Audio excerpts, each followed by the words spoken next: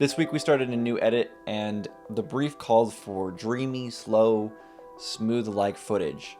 And when we received it, it was nowhere near that. Very fast, very shaky, terrible composition. At the same time, for our pharmaceutical project, everybody is running around with their heads cut off like chickens, and when the compliance notes are coming in down to how are the paragraphs styled, this is that week. I'm gonna break down what happened with United and Talents this week, what got shipped, what got messy, and what's going to be moving forward anyway. The twist this week is we're trying to carry everything and make the footage look good while it is just not happening. Behind the scenes, bad footage, meticulous notes, and timelines that do not care. By the end of this update, you'll understand what is going on with our new edit, why the pharma notes coming in have become a full precision exercise, and how Talents is still compounding with better CTR, and a Nashville run that is going to stack a ton of podcasts.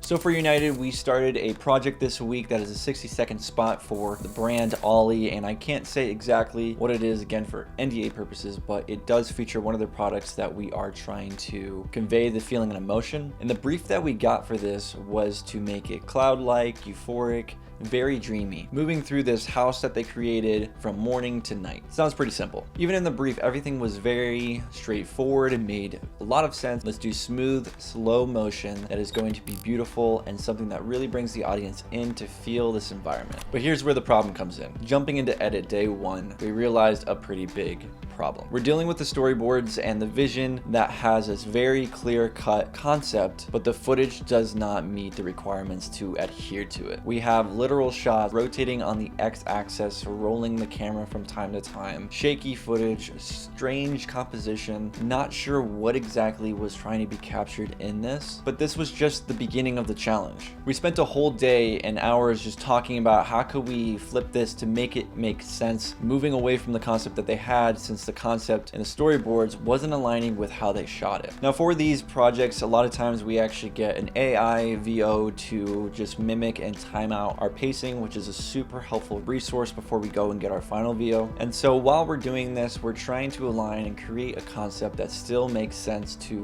what the client would want to have in this versus what we can actually put out. And so this was a pretty big pivotal moment as me, for a business owner and somebody who's trying to move the company forward for post-production. I had something very important that I had to face dead on, which was the issue of we have content that if we actually show this to client, it may not be something that they will particularly enjoy or like that we have. So now I'm faced with the reality of the integrity of the edit. And if I don't say anything about it, if we don't do anything about it, we are just putting band-aids on wounds that need a lot more than just a band-aid. So I had to have a hard conversation with a production company telling them, hey, this footage is not it. And basically breaking down why it's bad, why we can't use it, and how are we going to pivot from this. And we only saw a couple options that would really make sense. One, reshoot it and get either a different concept or reshoot the concept. Wasn't a possibility. Two is how can we actually use this footage and make something good from it. And so we ended up trying to take an alternative route to just let's make this really about the sounds and the feeling and show less of the storyboard and just show a cohesive story from the morning to nighttime and remove the parts that don't make helpful sense to the video. Now this was a realistic concept, but a lot of people don't like running off of the course where agency has already approved the story and where we're going with it. So it left us with an interesting concept and an interesting route that we can go into, which was how do we make this footage actually work? And we're working a real schedule. Mind you, this is needed to be done by the Friday when we started on Monday to just show the rough cut to client and go into the actual creative collaboration. And so we had to make a pivot in here where the production company actually decided to move forward with creating these stills of this video to put into runway and create a new camera motion that would adhere to what we actually need with better composition. And so we actually kept the integrity of the shot the same, but just used simple movement in the camera. And so this was our backup plan to basically cover us until we get into the edit to see how we can actually navigate this, and is it okay to show the shaky footage to the client. Now, I don't know if this is the best plan, but this is the plan that we are taking to approach this. I personally think you need to either just drop the edit altogether or move into an actual reshoot. But this is something that we'll explore with the client once we get to that point and explore the options that we have. So I'll keep you posted with that. Getting into the pharmaceutical project that we are actively working on for months, this one is pretty interesting because at the end of projects, we normally see this where we have overages, we have requests coming in last minute, compliance notes off the hook, which is just what's happening right now. We have different legal notes coming in, we have specific things of formatting paragraphs to the T, and I'm talking very specific notes of moving things, so many different things in different formatting to get it to how they want to see it. And the issue with this is there's so many people in the agency side who are weighing in on this at this point in the stage of the edit where we're almost to picture lock, which then increases all the amount of notes because of the opinions now entering. And we just got thrown at us doing a 3-minute cut down of this edit to show to leadership and agency of the story, which is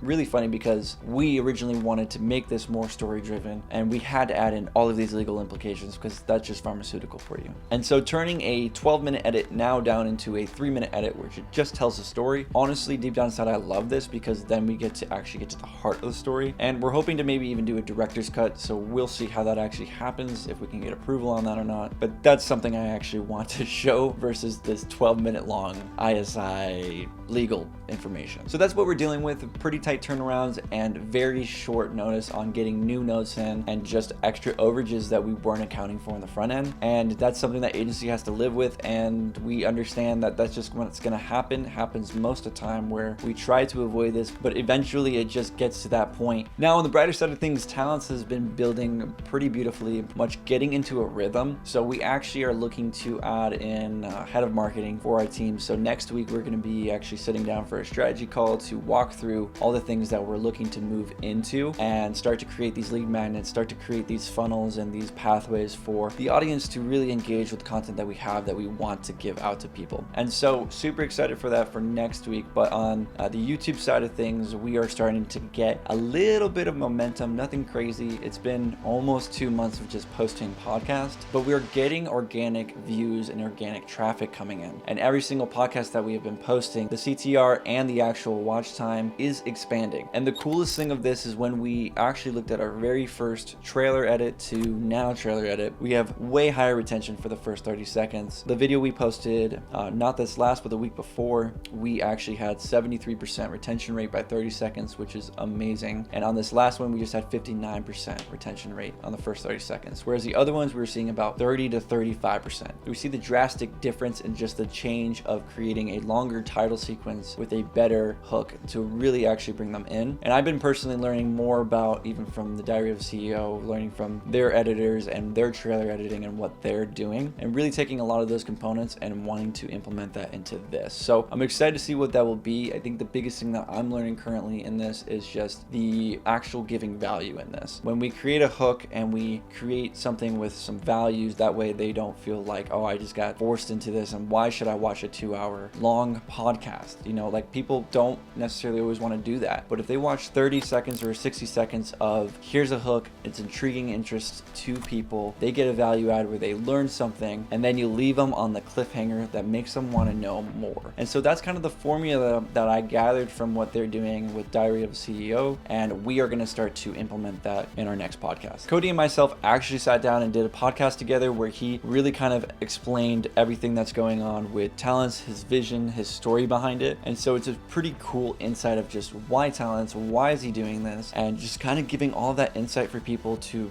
really be inspired, but also understand the vision and the mission behind this. Because honestly, at the end of the day, Talents really pushes people to purpose and actually care about having purpose instead of just, why am I here? What's going on? Especially in our generation, I think there's a huge thing going on and a big movement moving away from just how much money can I make or what can I do today and just get by for the weekend, to the place of where can I use all of this to make a massive impact. And especially with all of the technology coming out, with the new software, with artificial intelligence, everything that's coming out, it's actually starting to push people to this question of, why am I here? What can I do that's bigger than myself? And how can I impact the world around me. One of the biggest things that I'm super excited for with Talent specifically, we will be flying out next week to Nashville, and we are going to be doing some podcasts with a bunch of different people. So this trip is going to be amazing, full of content gathering for Cody and content for the podcast, and we are super stoked to go out and actually just film these things and get them going. It's going to be super packed week. We'll be flying out 15, 16 podcasts, 17 podcasts. 18th, he'll be preaching at a church and doing the Talents course through that, which is the Good Money Moves course. And so he's going to be delivering that to the church with all the content that he has for that. And then the next day we fly back. So it's just filled, packed with all of the things that are going on. And one of the things that I'm navigating through all of this is working with Talents and pushing in the creative space with that and all of the systems to go with that, while also running with United and building all of these things. And I think, again, just the most beautiful thing to run with is seeing how much these overlap on each other and utilizing these for both companies in the creative space and just building those creative endeavors, if you will. Rich people are excellent receivers. Poor people are not. Poor people don't believe that they are worthy